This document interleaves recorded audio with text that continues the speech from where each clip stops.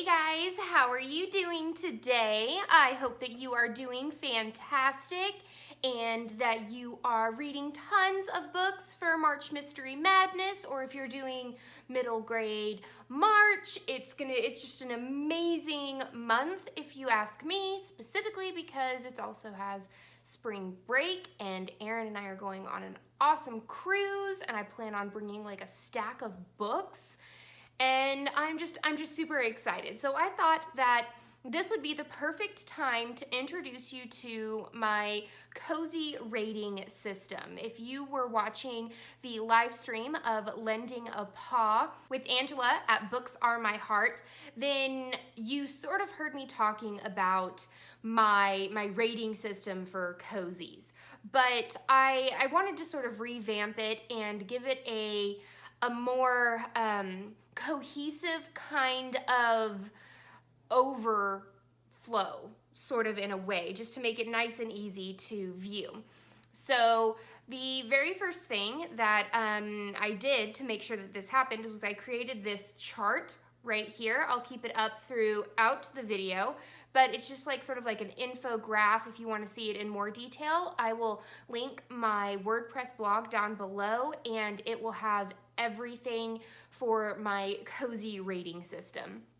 So as you can see, I rate my books with a 1 through 4 with a little bitty teeny tiny kitty cat. And the kitty cat's name is Cleo the cat, which is actually named after my cat Cleo. And she is feisty and very stubborn and hard-headed and also the most loving cat that you could possibly have. Like, hold on, here she is right here. So, this is Miss Cleo, and this is who is basically rating the books. So, 1 Cleo means that it's an okay book, but no thank you, I'm not necessarily going to read it again. 2 Cleos means that it has potential, and I'll probably try and read more of the series to see if it gets better. 3 Cleos means that I really like it and it's good. I'm going to read more of the series. And 4 Cleos means that it's amazing. It's fantastic. I'm going to recommend it to everyone and their mother. And so yeah, but it's not this book is 4 Cleos. No, it's not. There are actually categories within my rating system that I'm going to be averaging out to create the overall rating. There are 5 different categories that I'm going to be rating on, and I'll go over them pretty quickly. So the very first thing that I'm going to rate them on are characters. Are the characters relatable? Am I falling in love with them? Are they people that I actually want to have in my real life? Like, I want to be best friends with them? Are they written in a way that is believable, something that doesn't take me out of the story with, are you sure that's credible? So I'm going to rate 1 through 4 Cleos with the characters. The next part is the whodunit. Is the author able to trick me into not guessing who committed the crime, who committed the murder? I have read so many different mysteries over the years that sometimes it's actually really hard to stump me on the whodunit, to make me go, what's going on? Like, who is it? It could be this person, it could be this person, it could be this person. And so the whodunit will be rated on 1 through 4 as well. The third category is the relationships between the characters. So the secondary characters to me are almost as important as the protagonist. I mean, I love Lance from the Big Shot Mystery series by Ellie Alexander, and he's a secondary character. He's not necessarily a primary character. Well, in the beginning, he's not.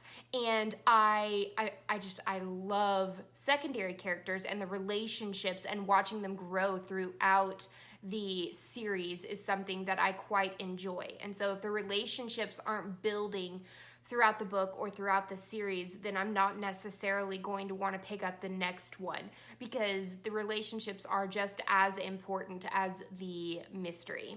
The fourth category that I'm going to be sort of grading it or rating it between two different aspects. So the fourth one is called series. Now, if it's the first book in the series, I'm going to be rating it on the likelihood of me starting the second book in that series. A 1 through 4 of, yes, I'm most definitely going to go be picking this up. I've already ordered the whole entire series on Amazon.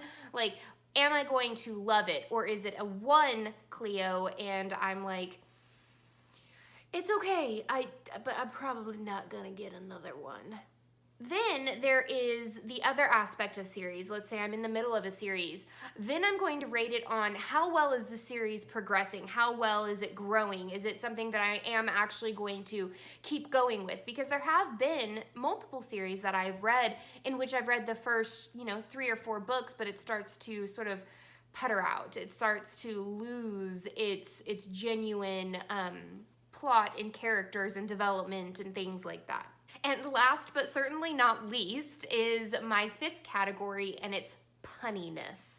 Now, I know that's technically not a word, but it's funny and or punny. And one of the main reasons why I started picking up cozies was for the titles. And if the title is punny within the theme or genre that it is being written in, then I mean that slays me. Like, for example, Curiosity Thrilled the Cat, Meet Your Baker, like Meet Your Maker.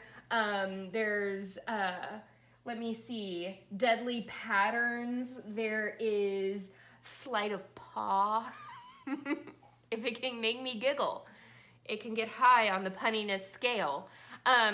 But what I do is I take those 5 categories and then I average them out to get my overall rating for the book. There are a couple other things that I think about while I'm reading. I think about my favorite parts, my favorite thoughts, and specifically the cravings I have. So I'm a very impressionable reader, and if I'm reading a baking series, I'm all of a sudden craving a lot of baked goods. Or if I'm reading a sewing series, I all of a sudden want to be crafty. Like lately I've been reading the Pacific Northwest series by Kate Dyer Seeley, and I have had the urge to go hiking. So yes, I'm very impressionable, and that also sort of sways how I feel about the book.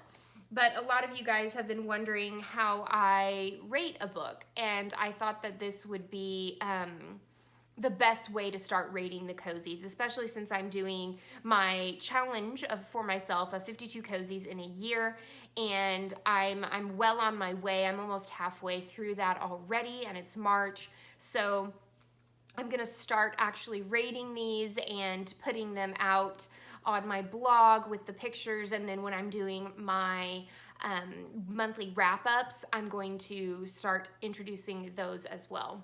So that is my cozy rating system. Let me know what you think about my cozy rating system. Do you have a specific rating system that you use?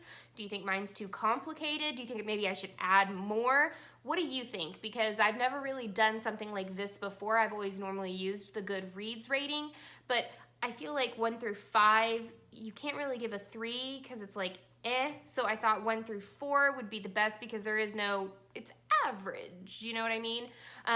You can see that it's not so good or it's fantastic on this scale.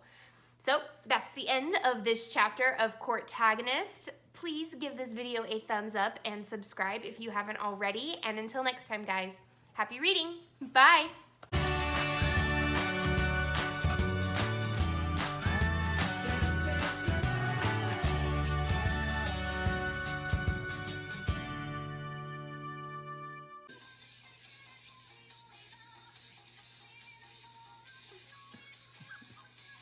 What are those? Eels. Eels? Eels. Why did he put eels in that? He's not gonna drink that. Aaron, he's not gonna drink.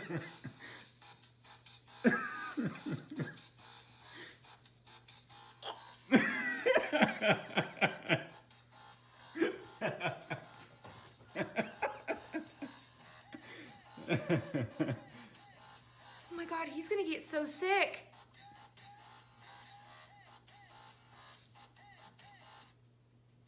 Oh. That was so gross.